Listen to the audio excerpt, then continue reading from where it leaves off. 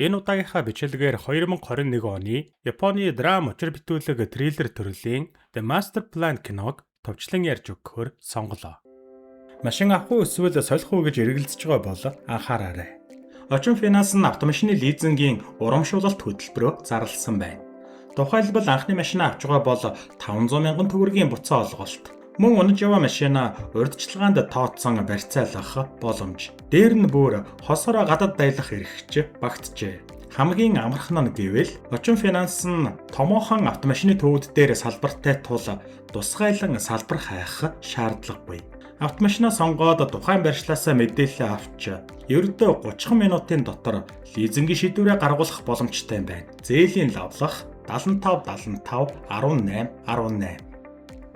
Шинэхэн сурагч Йочигийн хичээлийн анхны өдөр. Йочи өмнөх сургуульдаа дэрлэхүүлдэг байсан болохоор багш нь түүнд өөрийгөө шинэ найзуудаа танилцуулаарай гэж хүсэхэд Йочи маш их эмээн. Йочи өөрийгөө танилцуулж чадахгүй төгтчин зогсож байхад ангийн нэгэн сурагч Макото түүнээр тоглоом хийхээр шийдэв. Макото цүнхнээсээ лаазтаа ундаа гаргаж ирээд Йочид өгч задлаа дуу гэж хэлэхэд Йочи ч ундааг нь задлснаар ундаа сэгсрэгдсэн байсан тул Йочигийн дэргэд зогсож байсан ангийн багш руу насгарчихно тэр. Энэ үйл явдлын улмаас Макото багш нарын өрөөнд дуудагдах ба багш нар түүний бусдад хийх тоглоом шоглоом нь хэтрээд байгааг ярилцсан. Багш нар Макотогийн цүнхэнд байсан бүх ил төрлийн бусдыг чадах тоглоомуудыг нь хураан авав. Энэ үед Йочи ч мөн адил энэ явдлаас болж багштайгаа уулзах ёстой болсон байх ба Макотог гарч ирэхийг нь хүлээн гадаа зогсож байлаа. Йочиг зогсож байх үед түүн дээр Макотогийн хамгийн сайн найз Кеда ирж танилцсан. Йочи түүнээс Макотог өнчин гэдгийг нь олж мэдэв. Кеда түүнд Макотог муу хүүхэд биш гэдгийг нь хэлж аль болох Йочитэй нөхөрсөг ярилцах гэж оролдоно. Энэ явдлаас хойш хэдэн жил өнгөрч Макото Кеда Йочи нар сайн найзууд болсон байх бөгөөд тэд одоо дунд сургуульд оржээ. Макото Кеда дундаа авч өгөхөр болов. Кеда ундааны лаазыг онгойлгоход ундаа нь огцом саагаж цамц руу нь асгарчихно. Энэ нь Макотогийн санаатай хийсэн тоглоом байсан ч Кеда хизээч өөрийг нь чадсан тоглоомонд уурлаж үзээгүй, үргэлж инээмсэглэн хүлээж авдаг. Нэг өдөр Макото Йочигоос хамгийн хайж явдаг зүйлийг нь асуухад Йочи өөрийг нь хүмүүс мартахгүй гэхээс айдаг гэдгээ хэлнэ. Учир нь тэр бага ангид байхдаа байнга л дээрлэхүүлдэг байсан болохоор үргэлж сэтгэл готралтай явдаг байсан ажээ. Йочигийн хувьд найз нөхөддөө хүлээн зөвшөөрөгдөж оршин байгаагаа мэдрэх нь хамгийн чухал зүйл юм.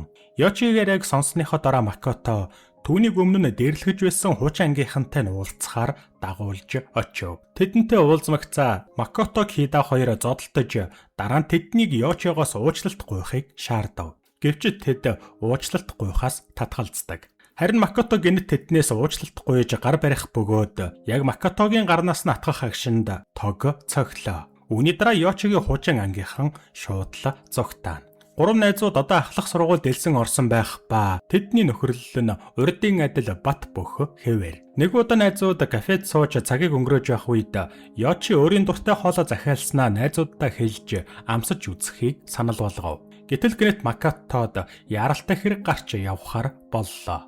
Макото явсны дараа Кеда Йочигоос сургуулаа төгссөний дараа юу хийхийг хүсэж байгааг нь асуухад Йочи кино үзэх дуртай тул жүжигчин болохыг мөрөөддөг гэдгээ хэлнэ. Харин Йочи Кедагаас ирээдүйн төлөвлөгөөг нь асуухад Кеда юу хийхээ хараахан мэдэхгүй байгаагаа илэрхийлв. Үүнийг сонссон Йочи түүнд тоглоомоор алуурчин бол гэж хэлнэ. Тэр гурав хичээлийн дараа үргэлж хамт цагийг өнгөрөөдөг байлаа. Нэг өдөр Йочи Кеда Макото гурав далайн ирэг дээр алхаж байх үед Йочи зул сараар маш гоё галын наадам үзэхийг хүсдэгэ хэлэхэд Макото Йочигийн хүслийг заавал биелүүлж өгнө хэмээн амлав. Далайн эргээр хамтдаа алхах зуур тэд хэрвээ нэгнээсээ салж тусдаа амьдрах шаардлага гарвал ямар их гуниг шаналлыг мэдрэхээ илэн далангуй ярилцсан. Йочи тэдний амьдралд орж ирснээр тэр гурвын нөхөрлөл улам батчин гүнзэг ирсэн. Энэ л мөчийг дурсамж болгон үлдэхийг хүссэн Йочи Кеда Макото хоёроос хамтдаа зураг авуулахыг хүсэв. Ингэж тэдний нөхөрлөл нэгэн сайхан агшинд мөнхөрсөн юм. Сургуулаа төгссөний дараа Кеда Йочитэй уулзаж түүнийг дагуулan хамт салхилахаар боллоо. Хотын гудамжаар алхаж зам хөндлөн гарч явах үедээ Кеда зориг гарган сэтгэлийн үгээ илчлэн. Йочи ийм үгийг огтхон ч төсөөлөөгүй байсан тул хэсэг хугацаанд дууга хурав. Тэр хэсэг нь нам гүмийн дараа Йочикидад сэтгэлтэй байснаа хүлээн зөвшөөрнө. Гэвч одоо дэндүү оройтсон байлаа. Учир нь түүнээс өмнө Макото сэтгэлээ илчилж Йочич зөвшөөрчээ. Макото Кида хоёроо сургуулаа төгссөний дараа машин засварын газарт ажилд орж Макото урдын адил Кидагаар тоглоом шоглоом хийдэг хэвэндээ байлаа. Нэг өдөр Йочи Макото хоёр зам хөндлөн гарах гэж байтал Макото улаан гэрлэр алхах гэж оролдоход Йочи Макотог тэр даруй зогсоогоод заавал ногоон гэрлэр гарч бай гэж хэлнэ. Тэд нэгнээ үнэхээр их хайрлана. Зул сарын баярын өмнөх өдөр Макото Кидад өөрийн нууц төлөвлөгөөгөө хэлв. Тэр үүнийг санал тавих ажиллагаа хэмээн нэрлэжээ. Макото Йочид гинтийн бэлэг болгон солиот буудуулахыг хүссэн бөгөөд дараа нь түүнд гэрлэх санал тавихаар шийдсэн байна. Тэр бүр үүнд зориулж бөгж хүртэл бэлдсэн байв. Төлөвлөгөөгөө биелүүлэхийн тулд Макото Кидаг Санта Клаусын хувцас өмсөж шоуны ажиллагааны нэг хэсэг болооч гэж хүснэ.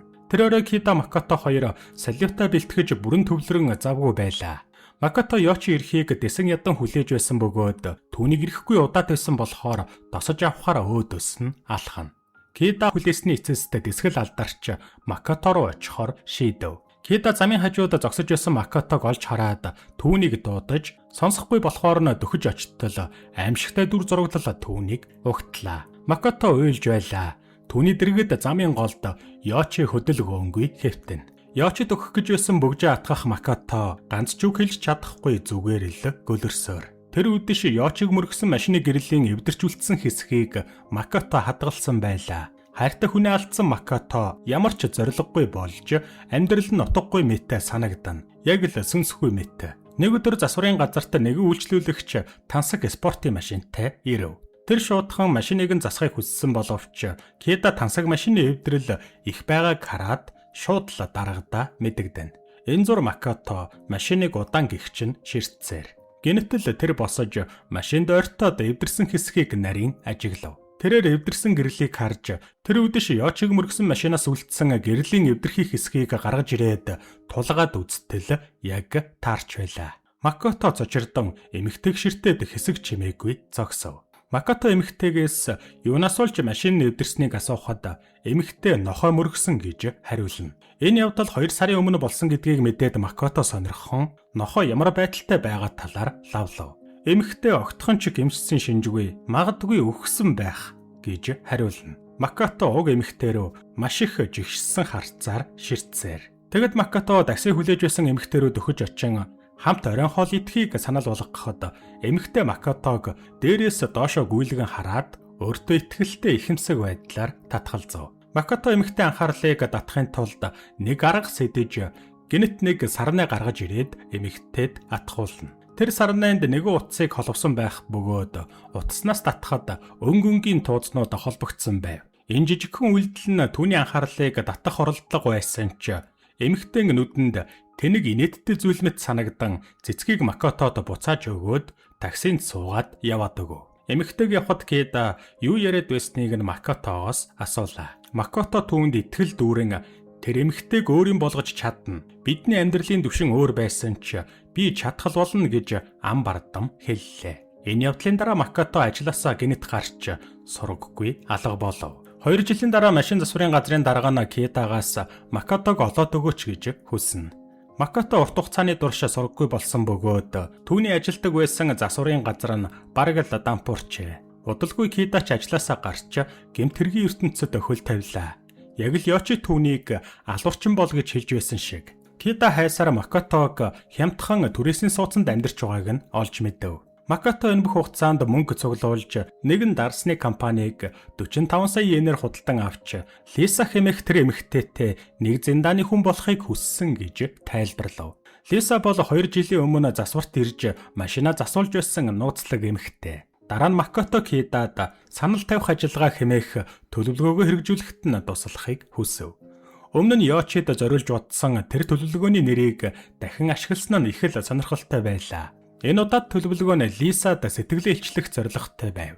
Макото Кидагаас хуурамч иргэний үнэмлэх олж өгөхийг хүснэ. Энэ хугацаанд Макото их мөнгө цуглуулахын тулд амаргүй амьдралыг туулж 2 жилийг өнгөрөөсөн байв. Тэр нууц казинод ажиллаж байсан бөгөөд ажил нь аюултай байсан ч Макато ажилдаа маш мэрэгжлийн байсан ажээ. Тэр өдөр Макато гэртээ зурагтаа асааж дэлгэцээр Лиса гарч байгааг үзнэ. Тэр алдартай модель байх бөгөөд Макатогийн царайнд ямар ч хуурил үл харагдана. Гэнэт Кита орж ирээд түүнд бэлэн болсон шинэ үнэмлэхийг нь өглөө. Энэ шинэ дүр бол Макато өөрийгөө мэдэгдүүлэлгүй Лисад ойртох нэг шат юм.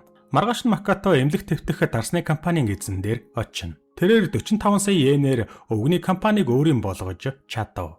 Ингээд Макато дарсны компанийн эзэн гэх шинэ дүр төрхөндөө орж Лизагийн зэндаанд энэ зэрэгцэх шинэ амьдралаа бүтээж эхэллээ. Нэг өдөр Кита Макатогийн орон сууцаар зочилж түүнтэй хамт дар сууж хоол идэнэ. Кита тэдний өнгөрсөн цаг хугацаа өмнө ажиллаж байсан засварын газрын дампуурлын тухай дурсав. Гэвч Макато аль хэдийн бүхнийг мэдэж байлаа. Одоо Макато албан ёсоор асар их хөрөнгөтэй хотын хамгийн нөлөө бүхий хүмүүсийн нэг болсон тул үдэшлэгт урагдана. Тэнд тэр Лизагийн аавыг харах ба мэдээж хэрэг Лиза ч бас тэр арга хэмжээнд оролцож байв. Лиза тэнд байгааг мэдээд Макато түүнээс харцаа салгалгүй Лизатай дахин нүр тулан уулзах боломжийг эрэлхийлнэ. Хүсээд байсан боломж нь таарч түүнтэй уулзахаар дөхөөд очтол Лизагийн найз залуунч мөн ирсэн байж таарлаа. Улмаар Макато дотроо бодлогоширч чимээгүйхэн зөрөөд өнгөрнө. Тэд явсны дараа Макато Китаг дуудаж Лизагийн найз залууг сүрдүүл гэсэн даалгавар өгөв. Китач тэр дорн найз залуугийнх нь гэрт нь очиж түүнийг айлгаж буу толгойд нь тулгаад Лизагаас сал гэж шаардна. Үгүй бол үхэн. Энэ бүхний эцэст Макато хүсснээ олж Лизаг өрхтөж үлгэрт гардаг мөрөөдлийн залуу мэт түүнийг халамжлан цагийг хамтдаа өнгөрүүлж өөртөө дурлуулж чадлаа. Түүний алхам бүрэн нэг л зорилгын төлөө байсан бөгөөд Лизагийн сэтгэлд өөрийн том орон зайг нэгэнт бүрдүүлж чадав. Нэг л өдөр Макато Китад санал тавих ажиллагааны жинхэнэ зорилгыг тайлбарлана. Тэр зорилго нь Йочигийн дурсамж түүний амьдралд үлдээсэн нөлөөг хүн бүхэн санаж явхад төвлөрсөн зорилготой бөгөөд үйл ажиллагаа Лисад бөгж өгөх мөчөд дуусна гэж хэлнэ. Гэвч Кита Макатогийн бодлыг бүрэн ойлгохгүй хэвээр түүнийг ямар зорилготой энийг хийж байгааг асууж тэд хэсэг маргалдана. Макато түүнд энэ төлөвлөгөөг Китагийн тусламжгүйгээр хэрэгжүүлэх боломжгүй гэдгийг тайлбарлаж заавал хамтран хийхийг хүснэ. Тэр хоёрыг ярилцах зуур гэнэт Лиза орж ирээд Макатогийн хамт гарч явлаа. Харин Кита бодолд хэсэг автана. Маргааш нь Китагийн дараагаа Макатод нэг чемодан хүргэж өгөхийг хүсэв. Кита шууд Макатогийн гэрт очиод чемоданыг түүнд өглөө. Макато чемоданыг нээхэд дотор нь дэсрэх бодис байх бөгөөд Макато Китад талархаж нэг шил дарс гаргаж задлаад хамтдаа ууж суухыг хүснэ. Кита дарс шимээд сууж байтал гэнэт сандлынх нь хөлн дэлбэрч тэр шалан дээр унлаа. Макато Китаг шоолж инээж байгаа нь яг л хуучны цаг мэт. Макато түүнд энэ бол миний зайнаас удирдах төхөөрөмжийн туршилт байсан юм гэж тайлбарлана. Удалгүй зул сарын баяр болж Макато Кита хоёр төлөвлөгөөгөө хэрэгжүүлэхээр бэлдэв. Макатогийн хүсэлтээр Кита Санта Клаусын хувцас өмсөж олонний дундуур алхана. Гэнэт утсан дуурахад Макато байх ба би өнөөдөр чамайг нэг сайн чаднаа гэж хэлв. Үнэн дээр Китач мөн адил түүнд зориулсан пранк бэлдсэн байлаа. Макато инээмсэглэн Лизаг удахгүй явах болно гэв. Кита гудамжны том дэлгэцийг хаагдаж дэлгэцээр Лизагийн дүрс гарахуулна. Энэ дүрс буудалд суйрлуулсан нууц камернаас ирж байгаа боловч хүмүүс үүнийг зохион байгуулалттай шоу гэж бодоод шимтэн үзэж эхлэв. Учир нь тэр бол алдартай модель. Удалгүй Макато Лиза хоёр ярилцаж эхэллээ. Макато түүнтэй машин засварт ажиллаж байх үедээ анх таарч байсан гэж хэлэхэд Лиза огтхонч сандаггүй. Макато энэ бүх хугацаанд өөрийн жинхэнэ нэрийг нууж байснаа хэлээд хамгийн анх такси хүлээж авах үед нь үзүүлж байсан илбэ дахин үзүүлнэ. Сарна тэгээд сарнын толбогдсон утас мөн өнгөнгийн тууцнууд. Макато яг л өмнөх шигээ утасны нэг талаас татлаа. Макато өөрийнхөө зорилгыг Лизагийн анхаарлыг татахын тулд түүний зэндаанд очтлоо хөдөлмөрлөх байсан гэж хэлэхэд Лиза өөрийнх нь төлөө ингэтлээ хичээсэн гэж буруугаар ойлгов. Макато Лизаг утасны нөгөө талаас татгаж хэлэхэд Лиза ч хэлснийхэн дагуу татав. Гэтэл утасны голд бөгж байх нь тэр. Лиза энэ бөгжийг өөрт нь зориулсан гэж бодно. Гэвч энэ бүгд Йочид зориулагдсан байсан юм. Макото бүх үннийг дэлгэж тэр үед Лиза Йочиг мөрөгтөө үлдээсэн машиных нь гэрлийн хилтерхийг үзүүлээд Йочигийн зургийг Лизад үзүүлв. Лиза ч өмнө нь яаж байсан яг л тэр зангаараа огтхон ч тоосон шинж үзүүлсэнгүй. Макото Лиза Йочиг дайрсан гэдгийг мэдсэн даруйда цагдаад мэдэгдсэн ч тэд хизээч буцааж залгаагүй, мэдэгдээгүй. Түүний үхлийн хэрэг зүгээр л замхарч ахсан. Бүр Йочигийн үхэлч зарлагдаагүй, сонин дээр ч гараагүй.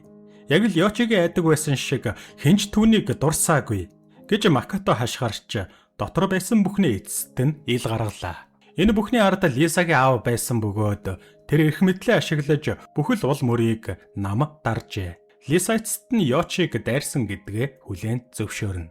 Тэр өөрийг нь хинч яаж чадахгүй гэж хэлж явах үедээ түүнийг маш олон хүн үзэж суугааг мэдээгүй юм. Бүх үннийг Лизагийн амнаас сонссон Макотогийн дотор онгойх мэт урдаас бэлдсэн удирдлага гаргаж ирээд атгана. Энэ үед Кида Макотог юу хийх гэж байгааг ойлгов. Кида шууд л гүйж Макотог зогсоох гэж оролдсон ч дэндүү оройтсон байлаа. Макото давчин дээр дарж асар хүчтэй дэлбэрэлт туулж буудлын дээд давхарт гал авалзана. Бусдын нүдэнд гамшиг гэж харагдах боловч энэ бол Макотогийн Йочид амлсан зул сарын галын наадам байсан юм.